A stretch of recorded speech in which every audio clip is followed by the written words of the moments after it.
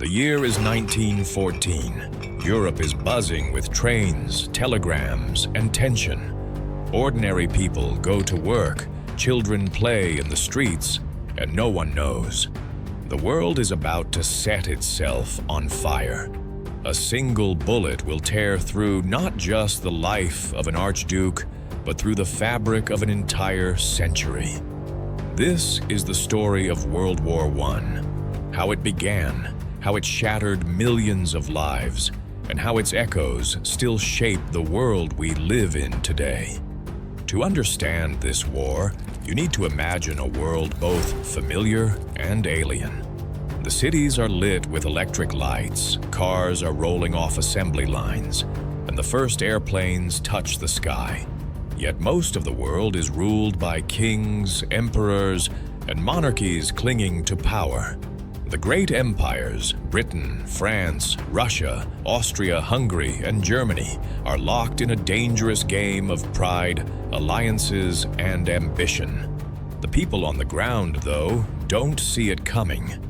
A farmer in France, a shopkeeper in Vienna, a student in Berlin, they're not preparing for war. But their leaders are. Then, June 28, 1914, Sarajevo. Archduke Franz Ferdinand, heir to the Austro-Hungarian throne, rides in an open car. Waiting for him, a nervous teenager with a pistol. One shot, 2 lives gone, and with it, the last thread of peace in Europe. But here's the twist. It wasn't inevitable. Assassinations had happened before. Empires had weathered worse. Yet this time, the machine of alliances and rivalries was already wound so tightly, the smallest spark became an explosion. Austria-Hungary blames Serbia. Russia supports Serbia. Germany supports Austria-Hungary.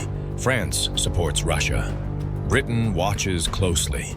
Like dominoes, one after another, the nations fall into war. August 1914. Crowds cheer in the streets as soldiers march off to battle. They believe the war will be quick, glorious, over by Christmas. The reality? A nightmare no one could imagine. Armies slam into each other on the Western Front, stretching from the North Sea to Switzerland. The guns roar, men dig trenches, and the world enters a new age of warfare. Machine guns mow down charges in seconds. Poison gas creeps across no man's land. The skies fill with planes, the seas with submarines. Technology outpaces tactics, and millions pay the price. Picture it: endless mud, the stench of death, rats the size of cats, soldiers caked in filth, shivering in the cold. For weeks, for months, for years. Letters home describe horror that words can barely contain. And behind every soldier, a family waits in fear, receiving telegrams that begin with, "We regret to inform you." This wasn't just Europe's war.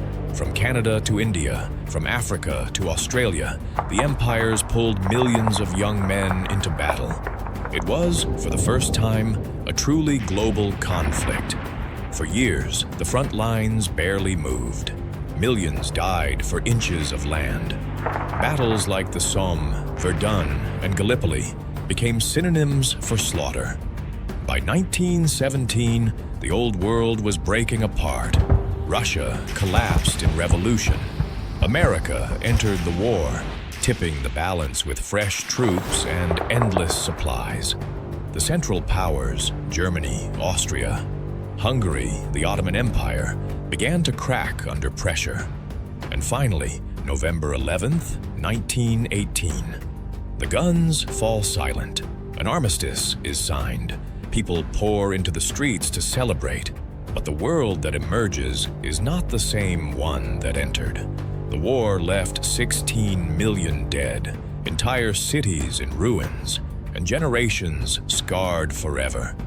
Empires vanished, borders were redrawn, and in the Treaty of Versailles, Germany was crushed with humiliation and debt, planting the seeds of resentment that would grow into the next global catastrophe.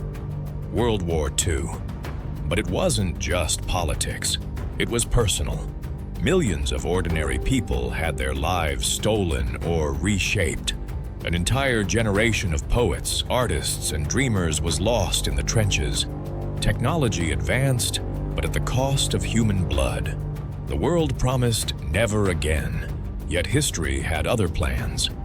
World War I is sometimes called the Forgotten War, overshadowed by the Second. But if you listen closely, you can still hear it whisper. In the borders of modern Europe, in the Middle East, conflicts it set in motion. In the memorials scattered across the globe, it all began with a single bullet, and it ended by changing everything. The story of World War I isn't just about nations and treaties. It's about people. People who laughed, dreamed, and loved, and who suddenly found themselves swallowed by history's storm.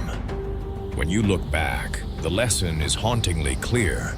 The line between peace and chaos is thinner than we think.